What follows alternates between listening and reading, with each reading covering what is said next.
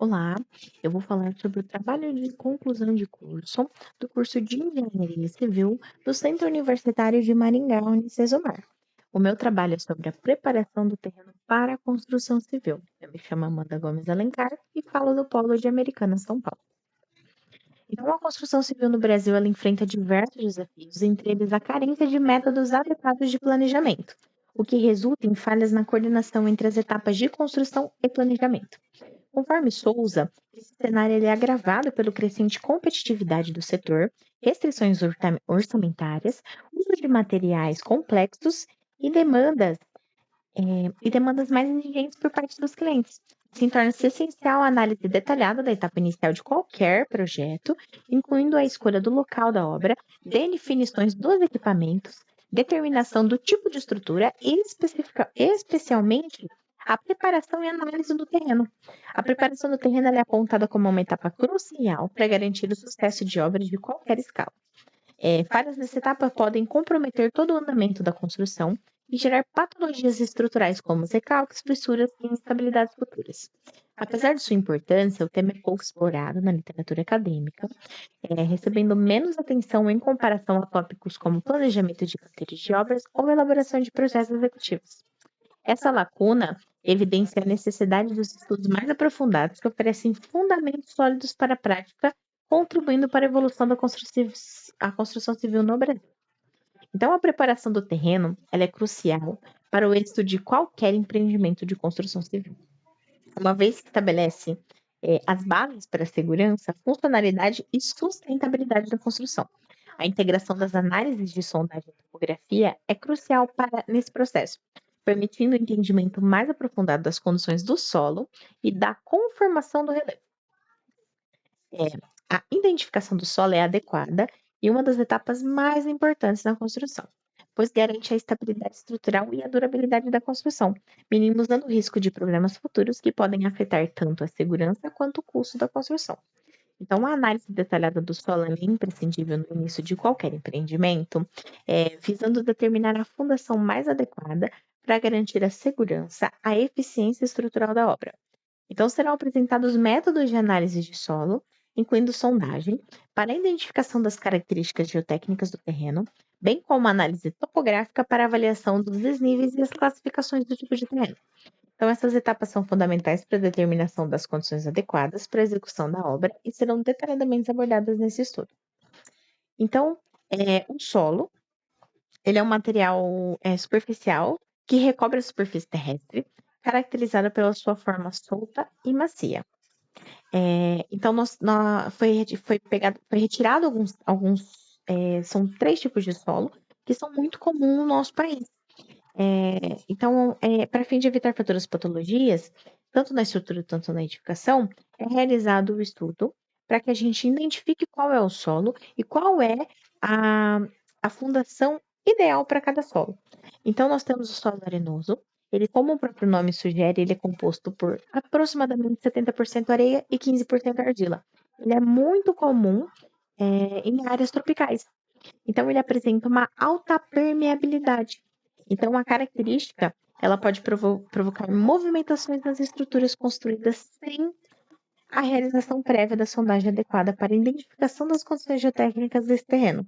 Então, um exemplo muito notável são os edifícios situados à beira-mar em Santos, no estado de São Paulo, onde a falta de um estudo adequado de solo tem resultados em patologias estruturais, deslocamentos e levando à inclinação de alguns prédios.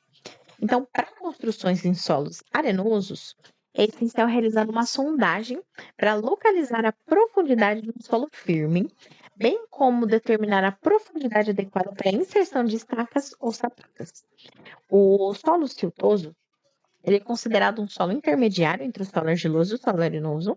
Então, ele é composto por partículas de tamanho reduzido. Embora suas ligações não sejam tão robustas quanto a argila, quando exposto à água, o silto ele forma uma mistura lamacenta, que pode resultar em movimentações nas edificações. Então, também é ideal a realização de uma sondagem para identificar onde há solo firme, para que seja realizada o estudo de qual é a edificação eficiente e segura para uma construção em um solo siltoso. O solo argiloso, ele é mais predominante no estado brasileiro, então ele é caracterizado pela sua rigidez, especificamente em regiões afetadas por climas secos e baixa drenagem. Então ele é composto por argila e ferro. Apresenta uma coloração avermelhada escura. Essa composição ela torna o solo argiloso mais adequado para construções, oferecendo uma base firme e estável. Embora sua compactação e propriedade de drenagem exijam considerações cuidadosas durante o planejamento da fundação. Então, para construções de solo argilosos, é fundamental realizar a sondagem para determinar a profundidade de um solo firme também. Então, isso é essencial, pois em geral será necessário uma fundação mais profunda para mitigar os efeitos das intempéries, fenômenos naturais e possíveis movimentações do solo. Então, a avaliação geotécnica adequada contribui para a estabilidade e segurança de edificação de qualquer tipo de solo. Então, nós temos os tipos de terreno. Então, o estudo de terreno ele é essencial, pois ele influencia diretamente no planejamento, viabilidade e custo da obra.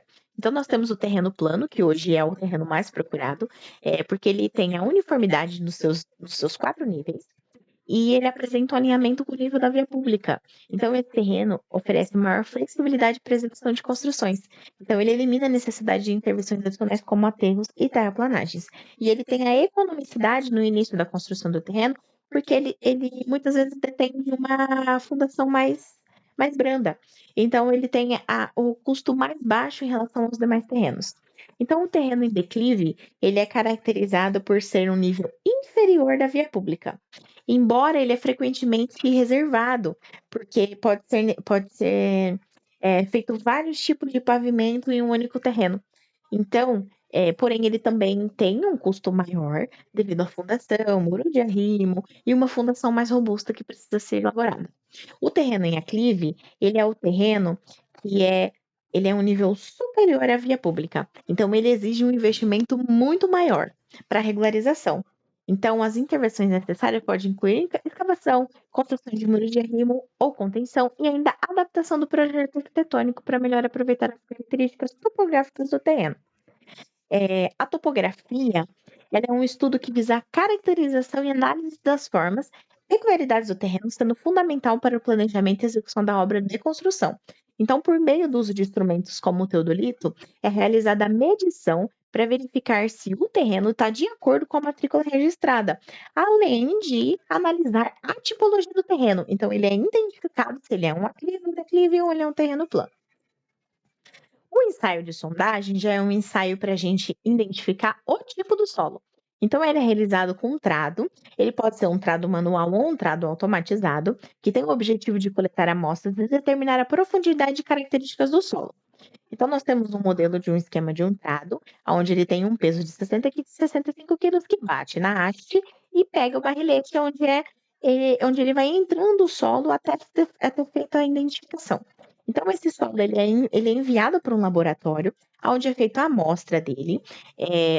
Muitas vezes o trado já é realizado com o ensaio, né? Já é realizado com a supervisão do engenheiro responsável. Então, após a análise, ele é enviado para um laboratório, onde fica esse exame por um período de tempo armazenado, para que, caso seja necessária uma contraprova.